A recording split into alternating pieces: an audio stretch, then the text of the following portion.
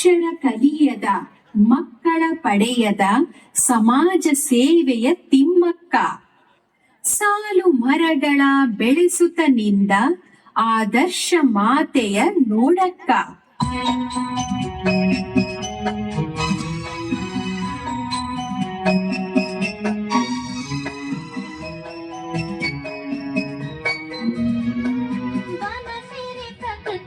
ವರದಾನ ಸಂಪನ್ಮೂಲದ ಉಗ್ರಾಣ.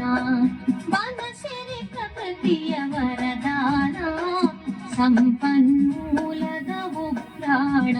ವನ್ಯಜೀವಿಗಳಿಗೆ ಆಶ್ರಯಧಾಮ, ಗಿಡಮೂಲಿಕೆಗಳ ರಸತಾಣ ರಸತಾಣ ರಸತಾಣ.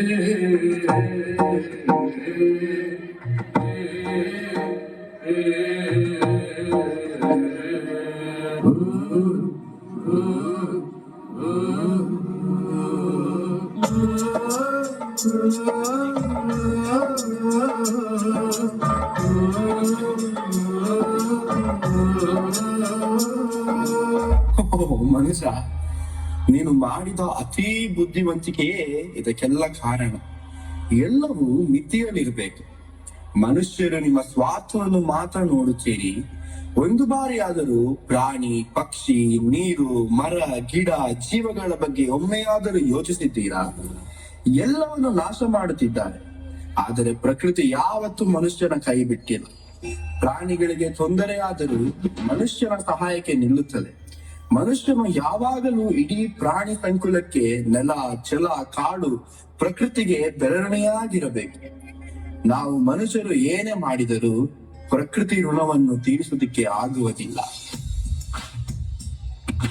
ಜನಪದದ ಕಣ್ಮರವೇ, ನಿನ ತೂಗೋ ತೊಟ್ಟಿಲು ನಾವೇ, ದಿನ ನೆರಳಾಗಿ ಜೊತೆಗೆ ಇರುವೆ ಮರಸ್ನೇಹಿ ಕಣೋ. ಸತ್ತರು ಹೇಗೋ ಹುಡುವೆ, ನಿನಗಾಗಿ ಉಸಿರ ಹೆರುವೆ, ದಿನ ಮುಗಿದಾಗ ಚಿತೆಗೂ ಬರುವೆ ಮರದೈವ ಕಣೋ.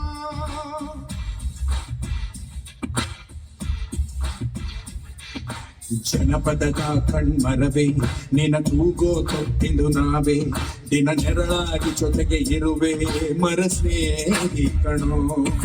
ಸತ್ತರು ಹೇಗೋ ಹುಡುವೆ, ನಿನಗಾಗಿ ಉಸಿರ ಹೆರುವೆ, ದಿನ ಮುಗಿದಾಗ ಚಿತೆಗೂ ಬರುವೆ ಮರದೈವ ಕಣೋ.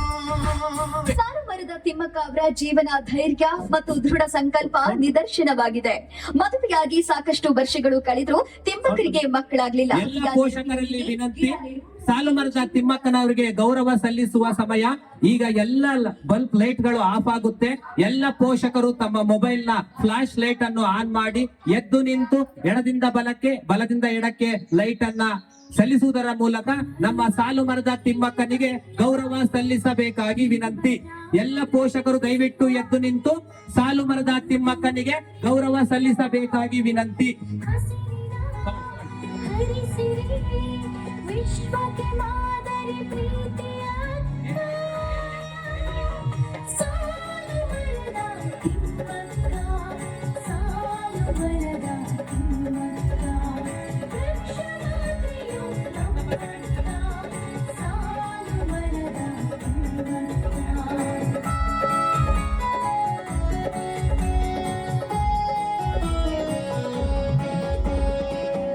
ನಾವು ವೃಕ್ಷವನ್ನು ರಕ್ಷಿಸಿದರೆ ಅದು ನಮ್ಮನ್ನು ರಕ್ಷಿಸುತ್ತದೆ.